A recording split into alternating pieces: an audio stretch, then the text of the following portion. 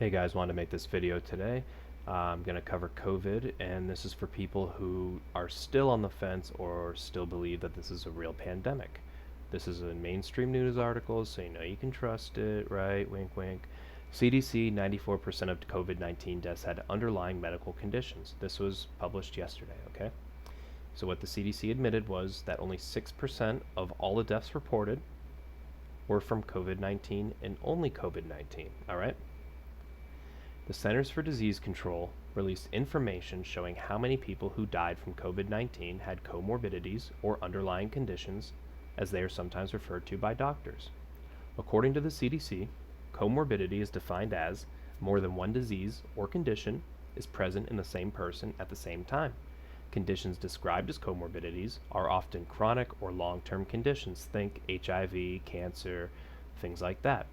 Other names to describe comorbid conditions are coexisting or co-occurring conditions, and sometimes also multimorbidity or multiple chronic conditions.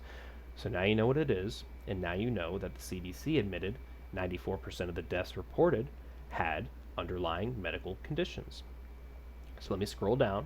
Here's a few examples of what they give as pre-existing medical conditions: influenza, pneumonia, respiratory failure, what are we saying with COVID, hypertensive disease, diabetes, vascular and unspecified dementia, cardiac arrest, heart failure, kidney failure, other medical conditions, injuries, intentional injuries, poisonings, all sorts of other things.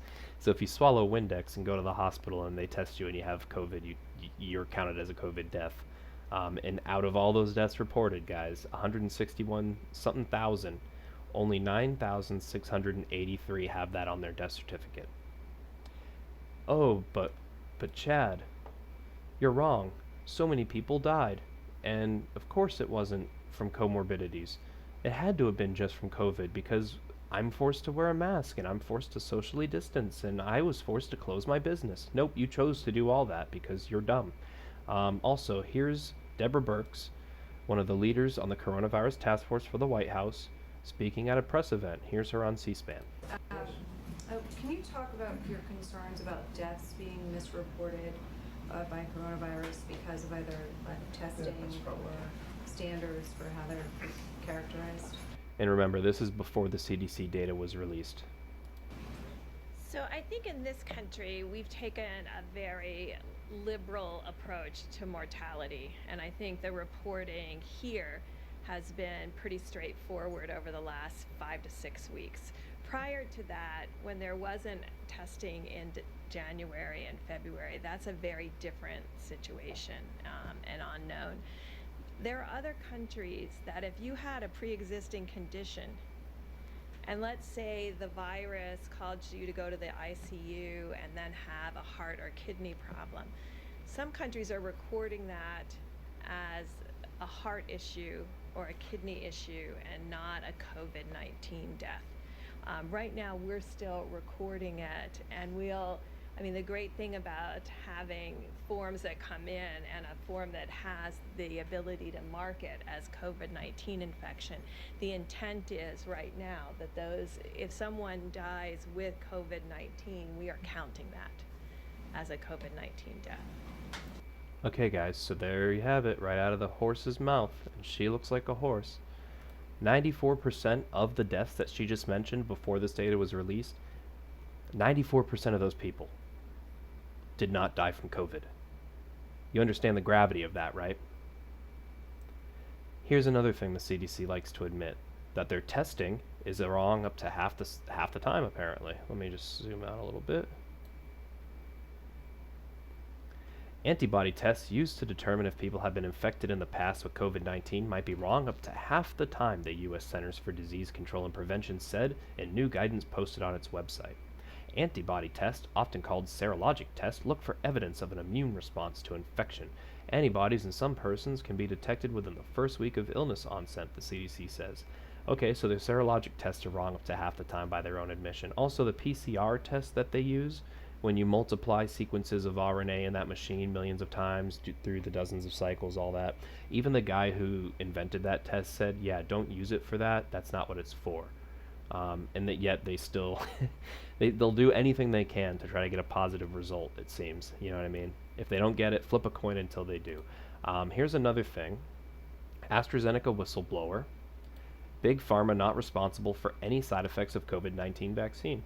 So they want to give you a vaccine and they want you to have no choice, but then also they don't want to be held responsible for what might happen due to the effects that you might have from the vaccine. A senior managerial executive of the pharmaceutical giant AstraZeneca has revealed in shocking details that the company could not be on the receiving end of any constitutional motion or face legal action for any possible side effects or unwanted reactions induced by its COVID-19 vaccine. Operation Warp Speed. Trump wants to use the military to distribute a corona vaccine by the fall, and you're not going to have a choice, and you have no legal recourse if something happens to you. The company has agreements with governments as per which AstraZeneca cannot be held responsible, and those affected will have no legal recourse. So remember, guys, less than 10,000 people died from COVID-19, but yet they want to give 300 million people a vaccine. Something right there isn't adding up. You know, I'm not a mathematician, but you're not getting a little bit suspicious, really? Really? Really? Here's an article from Red State. But Chad, that's right-wing propaganda. Well, here's the source from Buck Institute on their own website, where Robert Redfield, the CDC director, gave a webinar on Tuesday, July 14th, 2020. And this is a transcript from it. So let me get to the article first. Head of CDC admits lockdown killing way more Americans than COVID, urges masks. When will these people be held accountable for the carnage they've caused? CDC Director Robert Redfield dropped some bombshell news during a talk he gave 2 weeks ago. But despite its significance, hardly anyone knows about the sickening bit of data he let slip. We're seeing, sadly, far greater suicides now than we are deaths from COVID. We're seeing far greater deaths from drug overdoses that are above excess than we had as background. Than we are seeing deaths from COVID. Let me go to his webinar. I type in suicide, search for it, here we go. So he did say it. But there has been another cost that we've seen, particularly in high schools. We're seeing, sadly, far greater suicides now than we are deaths from COVID. So they're taking our most promising young people, people who have their whole lives ahead of them, people who are going to be leading our country, and they're deciding they're better off just killing themselves because the restrictions being placed upon them to protect them allegedly from a virus that allegedly exists and has, by their own admission, not even killed 10,000 people, something's not right. We're seeing far greater deaths from drug overdoses and far greater excess as we had as background than we are seeing deaths from COVID. So this is why I keep coming back for the overall social being of individuals.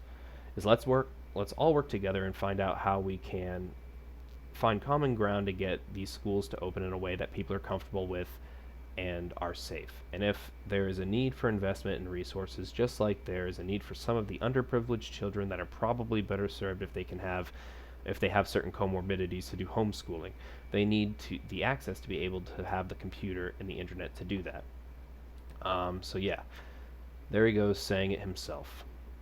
Like I said, the tests, they admit, are wrong up to half the time. The people who make it aren't going to be held responsible for anything that happens to you, and you aren't going to have legal recourse to do anything about it. For the vaccine you're going to be forced to get. The head of the CDC admits all the stuff they're doing in response to the virus to stop it is killing more people than the virus itself.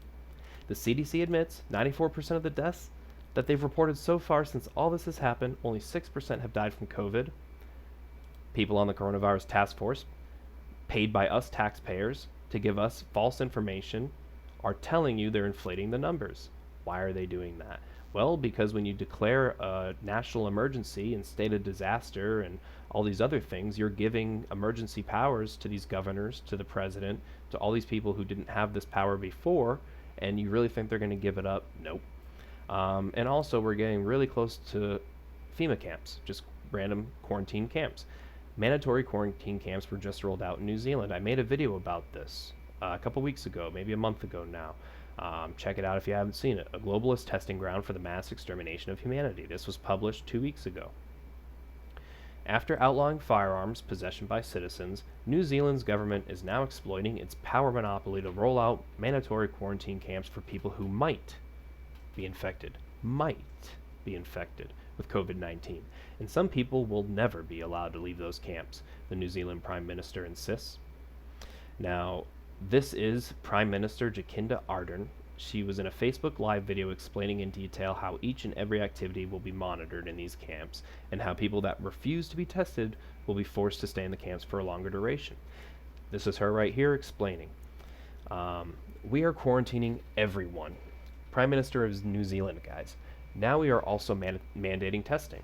That makes us the most stringent in the world.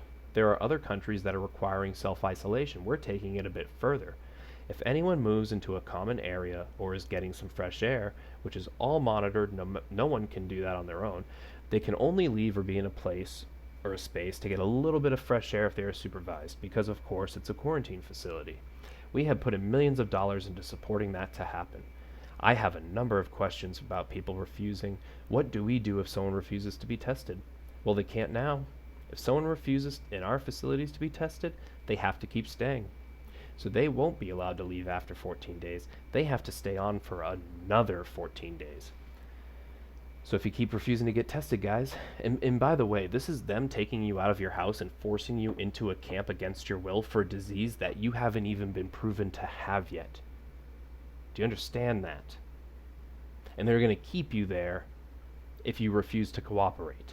This isn't about a virus. It never was about a virus. It's only about control. 94% of the people who they reported as dying from it didn't die from it. Only 6% did, and that's assuming you even believe it's a real thing. And if it is a real thing, it's probably just the flu. Less than 10,000 people dying supports that, and that's by their own admission. So guys, I don't know what to tell you. None of this is real. It's about control. Take your mask off, stop social distancing, and demand to be treated like a human being and with respect.